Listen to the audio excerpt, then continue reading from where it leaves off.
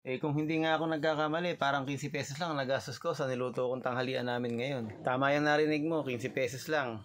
So, gusto mong malaman, panoorin mo kung paano ko to ginawa. Habang pinapakain ko nga itong mga alaga kong manok, napag-isipan ko ng hindi maganda. Kaya ito ang ginawa ko. Pinitas ko muna yung patola sa tabi ng kulungan kasi ba't naman dito tumubo ito. Tapos niyan, sinunod ko, pipitas na rin tayo ng panahog, papaya. So alam nyo na, tinola na yung lulutuin natin. Kaya yan, pinagtangkaan ko ng hulihin yung isang dumalaga. Yun naman kasing niluto ko nung nakaraan, pagkaunat-kunat na tandang. Tapos nga, pumitas na rin ako ng malunggay. Siyempre, libre na naman to, walang bayad dyan. Sabi ko nga doon sa mga nanghihingi, sige, kumuha lang kayo ng kumuha, wag nyo lang bunutin yung puno. At ayun na nga, nasintensyahan na natin yung manok. Kaya naman nilubog ko na rito sa kumukulong tubig. Tapos pagangat natin yan, biglang boom! Yun, di ba? Kaya naman sisimulan na nating paramihin tong manok na to. Tatagtarin na natin ang pinong-pino. Hindi, joke lang. Siyempre, tagayin natin ang naaayon sa sukat. Siyempre, lulutuin natin tinola. Hindi naman masyadong maliit at hindi rin masyadong malaki. So yun, nakuha ko nga pala yung taba ng manok. Yun yung gagawin natin panggisa mamaya. Malasa kasi yung mantika ng manok pagkain ang ginamit natin.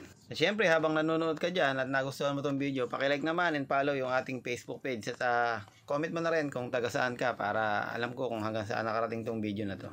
Ayun nga, tinalupan na natin yung nakuha nating papaya doon sa puno kanina. Ayun, walang buto yung papaya na to. Ang galing nga ng papaya na yun walang kabuto-buto kahit mahinog yan. At tapos nga, igagayatin lang natin yung nabili kong bawang. 5 pisong bawang yan at saka yung nabili ko rin na 5 pisong sibuyas at saka nga yung susunod natin ay yung 5 pisong luya. Kaya nga sabi ko kanina, parang naka 15 pesos lang ako At yung pinakamasustansya sa lahat, ayan, meron tayong malunggay.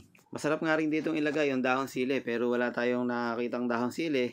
At ito na lang malunggay, pwede na rin naman to.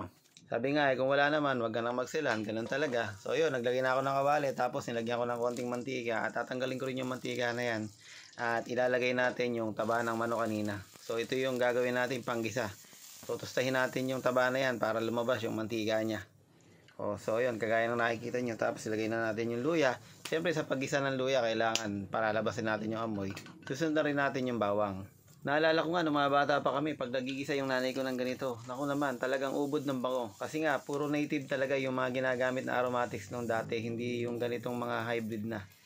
So yan, nilagay na natin yung manok at hahaluin natin yan, gigisa natin yan para masangkot siya dyan. Masarap kasi sa tinola, yung talagang isasangkot siya mo muna yung karne ng manok para manuot talaga yung lasa. Yung mga ilalagay nating panimpla, kagaya ng patis at yung paminta, para talagang kapit na kapit yung lasa niya pagka sinangkot siya mo. Tapos yun, tatakpan lang natin to hanggang sa medyo lumambot yung karne niya. At pagka medyo malambot-lambot na ng konti, pwede na natin yan sabawan. Pero this time nilagay ko to sa sa pressure cooker kasi nga medyo yung karne natin, manok natin ay medyo makunat-kunat dahil nga native yan. Pero kung yung tigpo 45 days lang yan, ay nako, malambot agad yan. So yun, pinakuluan ko siya ng mga 30 minutes para mabilis siyang lumambot. Kinamitan na talaga natin siya ng pressure cooker. At pagkatapos nga niya, ibabalik natin doon sa kawali natin kanina at para naman mailagay natin yung mga natitira pang sangkap, kagaya nga ng papaya. So kung nakikita nyo, dilaw na dilaw yung sabaw niya, no? Kasi nga, ganyan talaga ang native na manok. At nilagay ko na rin yung mga siling panigang at saka yung dugo kanina. At pinakulo lang natin ng konti para lumambot yung papaya. And then, nilagyan ko na lang ng konting asin bilang dagdag lasa rin. Tapos yan, nilalagay na natin yung malunggay. At mabilis lang maluto yung malunggay na yan. Tapos nga yan, titikman na natin yan kung ano ba ang lasa. At kung approve na nga, edi ano pa gagawin natin? Patayin naman na yung apoy at pwede nang ihain yan. At yun nga ang kahalagahan na meron tayong mga alaga sa bahay, sa ating mga bakuran. At meron tayong mga tanim-tanim, mga gulay, mga prutas upang meron tayong libreng mapipitas sa oras ng kagipitan. Basta naman may mga istakan ng sibuyas, bawang, luya dyan sa iyong bahay, halos wala ka nang gagasasin pagka ganitong klaseng ulam ang niluluto mo. Lagi sana nating tandaan na kahit anumang hirap ng buhay o hamon sa buhay ay wag na wag kang bibitaw sapagkat ito ay pagsubok lamang ng ating Panginoon.